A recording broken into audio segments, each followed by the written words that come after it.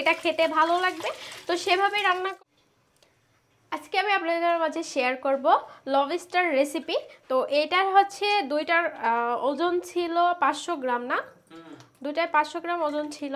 তো আমি অনেক ভালোভাবে এটা ধুইছি, তারপরেও দেখছি অনেক বেশি ময়লা বের হচ্ছে। তো ভাবলাম এটা আমি প্রথমে গরম পানির ভিতরে দিয়ে হালকা একটু সেদ্ধ করে নিব, তাহলে যে এক্সট্রা ময়লাগুলো আছে সেগুলো বের হয়ে যাবে। আর এটা তুমি তোমার মতো করে? হ্যাঁ, আমি আমার মতো করে রান্না করছি, মানে ভাবছি যে এভাবে রান্না করলে এটা খেতে ভালো লাগবে, তো সেভাবে রান্না করব এবং আপনাদেরকে টেস্টটা জানাবো যে কেমন হয়েছে। দেখো আমি ভালোভাবে ক্লিন করে নিয়েছি, আর ডিমগুলো দেখো অনেক শক্তভাবে লেগে আছে, যা অনেক জোরে টানার পর এটা খুলবে।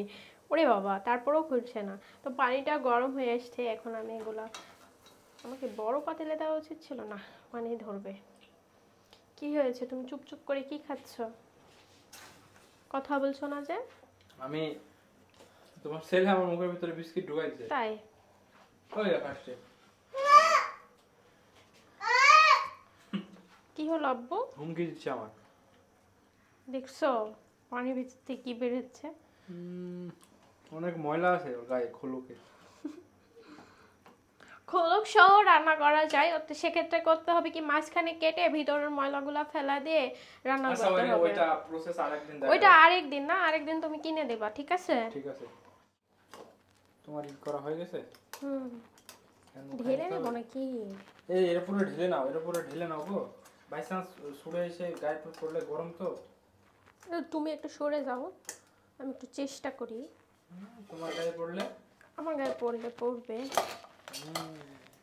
ওই একই কথা হলো। অনেক ময়লা বেরিয়েছে না? অনেক ময়লা।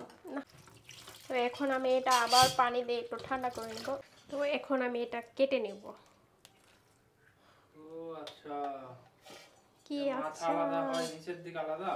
নিচের দিক আলাদা না, চাইলেও বললামই তো যে মাঝখানে কেটে রান্না করা যাবে। তো আমি ভাবছিলাম যে খোলস সহ আমি আজকে রান্না করব না, এটা কেটে রান্না করব।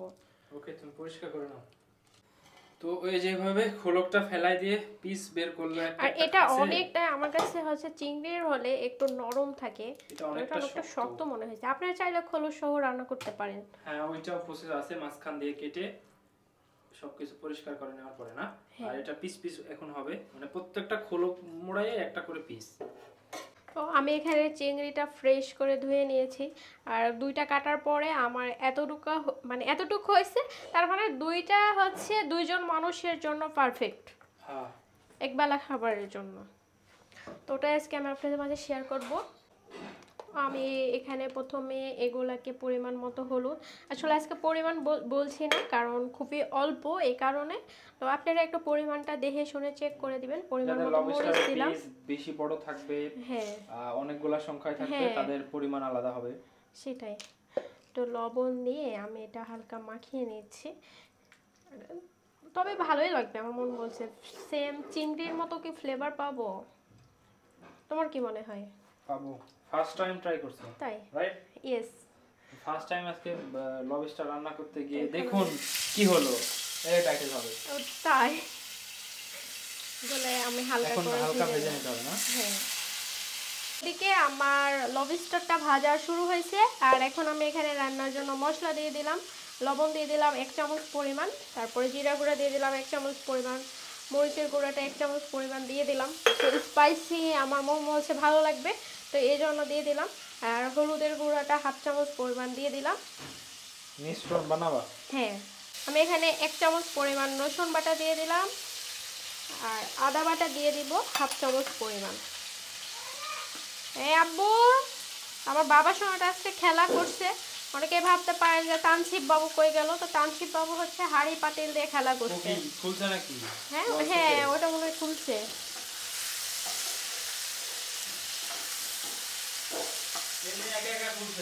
তাই এগুলো ফ্রিজে রেখে আসি। এগুলো আমার ভেজে নেওয়া হয়েছে, এখন উঠিয়ে নেব। এটা তো যদি খোলস থাকতো তাহলে একদম লাল কালার হয়ে যেত, চিংড়ির মতো। ওইটার চাইতে আমার এটা খেতে বেশি মজা লাগে আর কি। তাই? খোলক থাকলে কেমন জানি লাগে। না, চিংড়িও তো খোলস সুরেও রান্না করি, বাট দেখতে ভালো লাগার জন্য খোলস সহ রান্না করা হয়। এখন হচ্ছে মেন রান্নাতে চলে আসলাম, আর তেলটা তো আমি নষ্ট করব না, এই তেলেই আমি পেঁয়াজ কুচি দিয়ে দেবো। একটু কি বেশি পেঁয়াজ দিব? দাও, বেশি দাও। হ্যাঁ দাও, দিয়ে দাও। তো ও বলছে সবগুলোই দিয়ে দিতে, আসলে আমি কাটছিলাম। পেঁয়াজটা হালকা করে আগে আমি ভেজে নেই, তারপরে টমেটো কুচি দিব। পেঁয়াজ হালকা করে ভেজে নেওয়া হয়েছে, এখন আমি এখানে টমেটো কুচি দিয়ে দিলাম। টমেটো যেহেতু নরম, এই জন্য পেঁয়াজ আর টমেটো আমি একসঙ্গে দেই না, একটু পরে দিই। তো টমেটোর সঙ্গেও আমি পেঁয়াজটা 2 থেকে 3 মিনিটের মতো ভেজে নিব। টমেটোর সঙ্গে পেঁয়াজও আমার ভেজে নেওয়া হয়েছে, আর এখন যে মশলার পেস্ট তৈরি করে রাখছিলাম সেটা দিয়ে দিব। দিয়ে আবার কষাবে। হ্যাঁ, এখানে আর একটু হালকা পানি দিব, দিয়ে মশলাটা কষিয়ে নেব। ফাইনালি আমার মশলা কষানোটা হয়ে গেছে, আর এখন আমি এখানে লবস্টারগুলো দিয়ে দিলাম।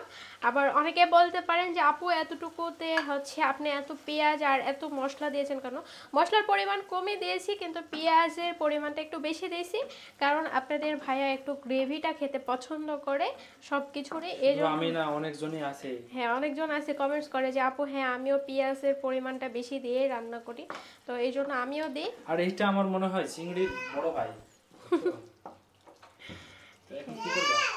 এখন এই যে পরিমাণ মতো পানি দিব। ফাইনালি আমি পানি দিয়ে দিলাম রান্না করার জন্য, মানে ফাইনালি সেদ্ধ হয়ে রান্না হবে তো। হ্যাঁ, তো ফাইনালি আমার রান্নাটা কমপ্লিট। যখন এরকম হয়ে যাবে তখন বুঝতে হবে রান্নাটা হয়ে গেছে। হালকা তেল মানে ভেসে ভেসে উঠবে, রাইট? হ্যাঁ, আর আমার ছেলে চলে আসছে, ও একদম খালি গা হয়ে আছে, কারণ ওকে নাকি গরম লাগছে। তাই তো, এভাবেই রান্না করতে পারেন, টেস্ট করব এখন, তাই তো? হ্যাঁ, আর এভাবে রান্না করবেন। ভিডিওটা ভালো লাগলে আমার পেজে ফলো দিয়ে রাখবেন। এখানে বিদায় নিচ্ছি, আল্লাহ হাফেজ।